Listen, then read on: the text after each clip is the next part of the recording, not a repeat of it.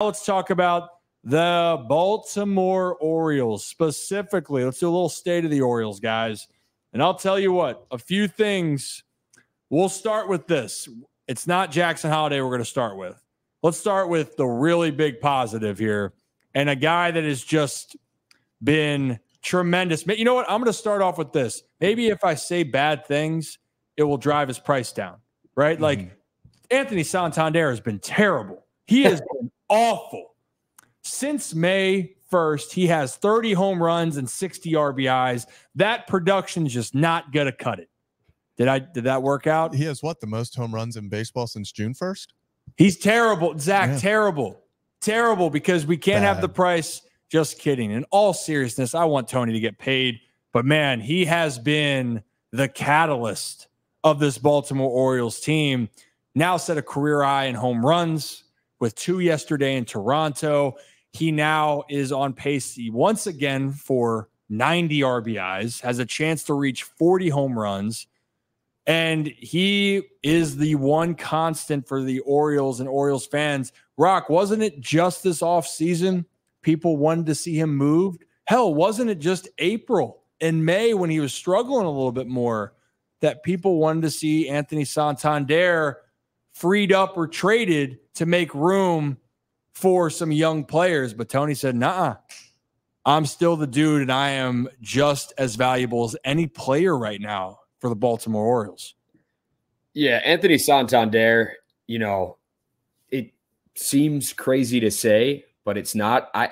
If he keeps up this production right now, he's not a guy that's going to necessarily hit for average. He's not going to be a 300 hitter, but he is one of the most underrated players in all of baseball when it comes to his power especially. So right now, just looking at his numbers, Rip, 34 home runs, he's tied for second in Major League Baseball. Okay, and he set a new career high in hitting his 33rd and 34th yesterday in Toronto. Then you look at his RBIs. You talk about being on pace for 90. He's got 78 right now. He's tied for 10th. His OPS, 21st in all of baseball.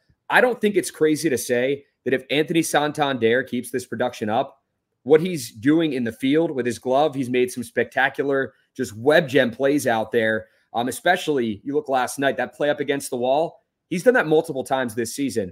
And what he's doing at the plate, this is a guy that deserves some MVP votes when it's all said and done at the end of the season, if he can sustain this production and keep it up. Now, I'm not saying Anthony Santander is going to win the MVP. I think that might be a little crazy to say, but to get votes, he absolutely deserves some if he can continue what he's doing right now because of what he means to the Orioles. If you take Anthony Santander off the Orioles, I mean, he's one of the best bats in their lineup when it comes to power. So what this guy is doing, what this guy's capable of, and to be a former, Rule 5 pick, and he's doing this right now, it's incredible.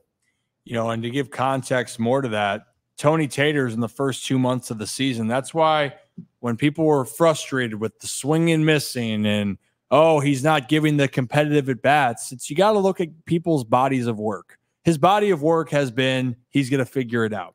He's going to be able to provide that home run driving ability. So, yes, in April, he hit 208. In May, he hit 207. Then June comes along, and he just hits a home run, it felt like, every single night. He ends up hitting 264 with 13 jacks in June, hits 303 with 9 more in July, and now currently in August has 3 home runs at the moment, and he is going to be on pace for 40, and now he's already creeping up to 250. He's hitting 248 here in a moment. So I'm excited for what Anthony Santander has done. He is going to cost a lot, though, because production matters in Major League Baseball. When you can slot in a guy that can hit, on average now for Tony, he's averaging over 30 home runs the last 3 seasons. That is so damn hard to find, especially a guy that can go out there and make some big plays, Zach. Yeah, and I think the other thing you have to kind of talk about, and I've said this a bunch this year, is it feels like over the past few years, Tony's a guy who he's on fire. He's carrying the offense for 3 weeks, 4 weeks. Then it's 3-4 weeks where you're like, okay, he's batting like 200. The home runs aren't coming. The home runs always came in bunches. But this is now up to about 2.5 months of Anthony Santander just being consistently one of the top bats in all of the entire American League, and I would even say baseball. I mean, it's hard to say right now, since he leads baseball in home runs since June 1st, that he's not a top 5 hitter over that time period.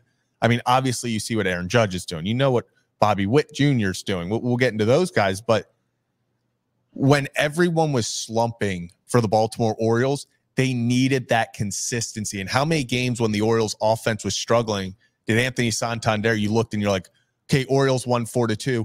Oh, Tony had 3 of the 4 RBIs and a run scored. It just felt like at moments he legitimately was keeping this offense afloat when some of the bigger guys, the Gunnars, the Adleys, were kind of going through slumps and these, bruises throughout.